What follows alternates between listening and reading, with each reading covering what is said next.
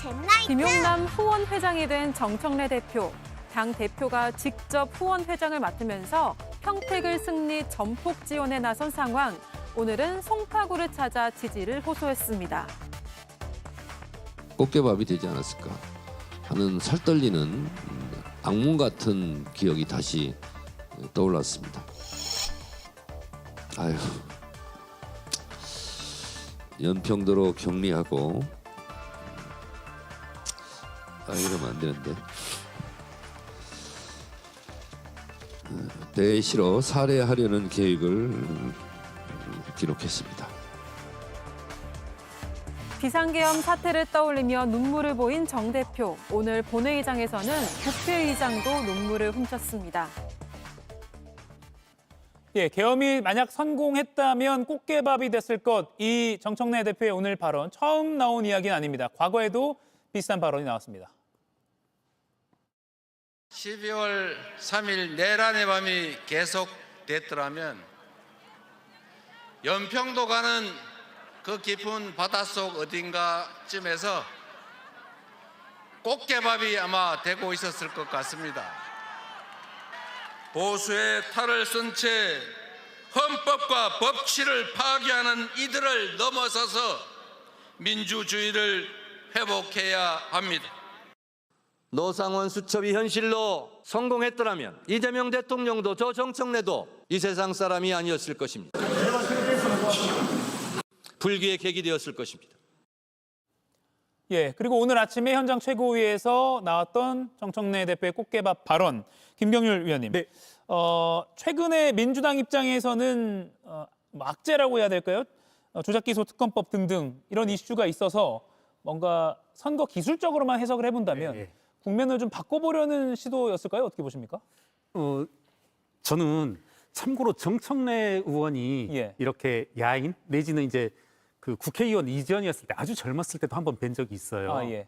그래서 술자리도 갖고 했었는데 저 이런 말씀 한번 드리고 싶어요. 정청래 대표를 보면 생각나는 게 이분이 1년 전까지는 레퍼토리가 전혀 다른 거였어요. 뭐였었냐면 본인이 을지로 호텔에 끌려가서 물고문을 받았다. 수차례 국회에서도 한 발언이고 본인의 자서전에서도 수차례 쓴 내용인데 어느 때부턴가 김근식 그 교수가 문제 제기를 하고 하면서 이 말이 쑥 들어갔어요. 대개 의료진은 신빙성이 없다. 앞만 봐도 아무리 봐도 이 앞뒤 연관관계를 봤을 때 신빙성이 없다는 건데 저는 이런 말씀 한 번만 드리고 싶습니다. 뭐냐면 계엄이라고 하는 것이 저는 과거 김민석 의원이 맨 처음에 얘기했을 때 그때 좀 코웃음을 쳤던 사람인데 예. 그 코웃음을 쳤던 이유가 뭐냐면 서로 계엄이 일어난다 하더라도 결국은 이때 국민의힘은 정당을 말하는 게 아니라 국민들의 힘이 예. 그걸 용납하지 않을 것이다. 우리 국민들이. 실제로 6시간 반 동안에 이 계엄이라고 하는 것이 하나의 소극일 수밖에 없었던 것이 그 들어왔던 군인들, 젊은 군인들조차도 사실은 마음에 없는 행동으로 다 오합지졸이었었고 그랬지 않습니까? 결국은 우리 국민들의 일치된 힘으로 그 내란을, 계엄을 이제 물리쳤었는데 이걸 자꾸 극대화하고 아직까지도 내란이, 계엄이 계속되고 있는 것 마냥 그리고 또 정청래 의원의 저런 피해자 코스프레 저건 조금은 좀 제 눈에는 적어도 좀 거슬렸습니다. 예, 정청래 대표의 피해자 코스프레라는 용어가 나왔습니다. 김진욱 위원님. 저걸 피해자 코스프레라고 보셨다면 굉장히 좀 유감스럽습니다. 국민들이 이게 아무 일도 일어나지 않았기 때문에 국민들 그 누가 다쳤냐 죽었냐 이런 지금 말씀으로 이해가 되는 것 같아서 더욱더 가슴이 아픕니다. 저는 이런 말씀을 좀 드리고 싶어요. 12.3 비상계엄 내란 사태라는 것이 과연 우리 사회에서 완전히 끝나고 대한민국이 정상화의 길로 다시 지금 가고 있는 중인데 그것이 완성이 됐는가? 전 그렇지 않다고 봅니다. 작년 대선에 이어서 이번 지방선거를 통해서 대한민국은 이제 정상화의 시간을 완전히 회복해야 된다라는 것이고 오늘 국회에서 헌법 개정안이 최종적으로는 무산된 상황입니다. 지금 이번 헌법 개정에 들어있는 가장 중요한 내용 중에 하나가 다시는 이런 위법, 위헌적인 비상계엄이 일어나지 않도록 통제를 강화하자라는 내용이 들어 있었던 겁니다. 그런데 그것이 누구의 반대에 의해서 통과되지 못했습니까? 국민의힘입니다. 국민의힘이 지난 12.3 비상계엄 내란 사태에 대해서 진정으로 반성하고 사과하고 그래서 다시는 우리 대한민국에서 이러한 불행한 일이 반복되지 않도록 하자라고 하는 의지가 있다면 저는 이 헌법 개정안에 찬성을 했을 거라고 봅니다. 그런데 이런 일체의 사안들이 이루어지지 않고 있는 것이 2026년의 대한민국이다. 그리고 앞으로 지방선거를 목전에 두고 있는 상황 속에서 이 부분에 대해서 절대로 잊어서는 안 된다라는 말씀을 하는 거예요. 이것이 정청래 대표 혼자서 피해를 입은 것처럼 그래서 그 피해자인 것처럼 말씀 주신다라는 부분들이 아니라 대한민국 국민 전체가 지난 12.3 비상계엄의 불법적인 사안으로 인해서 얼마나 큰 상처를 입었는지를 생각하신다면 이런 말씀을 해주시는 건 바람직하지 않다. 저는 이런 말씀만 드리겠습니다. 예, 지금 개헌 말씀하셨는데 마침 어제 투표 불성립이 됐고요. 오늘은 개헌안 재상정 예고가 됐는데 국민의힘이 필리버스터를 예고하면서 결국 우원식 국회의장이 절차 중단을 선언했습니다. 절차 중단을 선언하면서 우 의장이 눈물을 닦는 모습도 나오기도 했고요. 송영훈 의원님, 개헌안 국민의힘이 당론으로 투표를 참석하지 않은 것 어떻게 보십니까?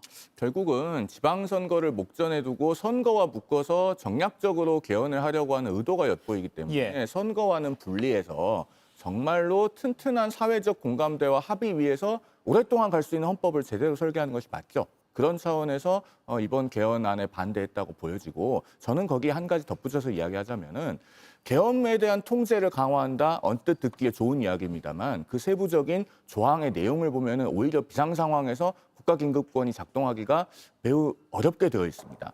대통령이 계엄을 선포하고 나서 국회가 48시간 이내에 승인하지 않으면 자동으로 해제되는 내용으로 되어 있지 않습니까? 그런데 1950년에 6.25 전쟁이 일어나기 전에요. 530 2대 총선이 있었습니다. 210명의 당선자가 나왔는데 6.25 전쟁이 발생해서 8명은 사망했고요.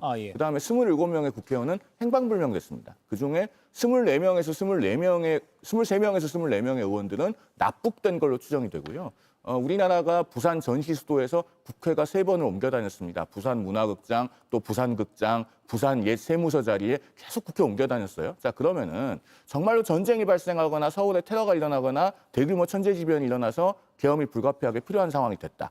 그런데 국회가 제대로 모일 수 없다. 어떻게 해야 됩니까? 대통령이 48시간마다 전쟁 중인데 계속 국무회의 소집해서 장관들한테 소집 통지해가지고 계엄을 재발령하고 포고령 다시 내고 계엄사령관 다시 임명하고 이렇게 해야 됩니까? 그것은 전시 상황을 생각해 봤을 땐 도저히 맞지 않는 거예요. 이번에 이란 전쟁 상황에서 이란 지도부가 한꺼번에 어떻게 다 사라졌는지 보십시오. 국가라고 하는 것은 100년에 한 번 일어날 일이라고 하더라도 언제나 헌법의 틀 내에서 존속하도록 해야 됩니다. 그런 점을 생각해 봤을 때 이 조항은 정말 비상 상황에서는 오작동될 수 있어서 저는 그 개헌안에 반대한다라는 말씀을 아울러 드립니다. 예. 뭐 시점 이런 걸 떠나서 내용에 반대한다는 취지로 주로 지금 반론해 주셨는데 국민의힘에서는 또 오히려 내용은 뭐 이견이 없는 부분이 많은데 이 시점 또는 이걸 토대로 해서 그러면 이거 해놓고 다음에는 대통령 연임 뭐 이런 걸로 가려는 거 아니야 이런 식으로 비판을 하기도 했습니다. 조윤선 위원님. 그러면 선거 이후에는 접점을 찾을 수 있을까요? 어떻게 이 개헌 어떻게 보십니까? 개헌이 사실 굉장히 어려운 부분이죠. 그렇기 때문에 87년 헌법 체제가 지금까지 유지가 되고 있는 거 아니겠습니까?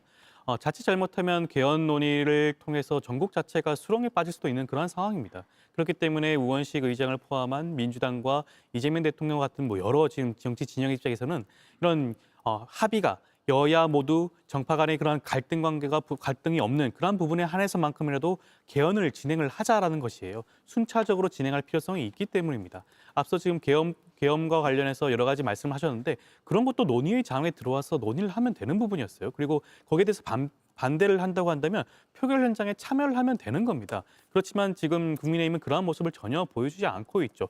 반대를 위한 반대만을 하고 있는 것입니다. 그렇지만 이번 지방선거를 마치고 난다면 그런 반대를 위한 반대를 할 명분조차 사라지게 되겠죠. 저는 지방선거 이후에라도 이런 단계적 개헌 논의는 충분히 이루어질 필요성이 있는 것으로 보여지고요. 저는 이번에만큼은 국민의힘도 함께 이 논의에 참여를 해야 되지 않을까 싶습니다. 예.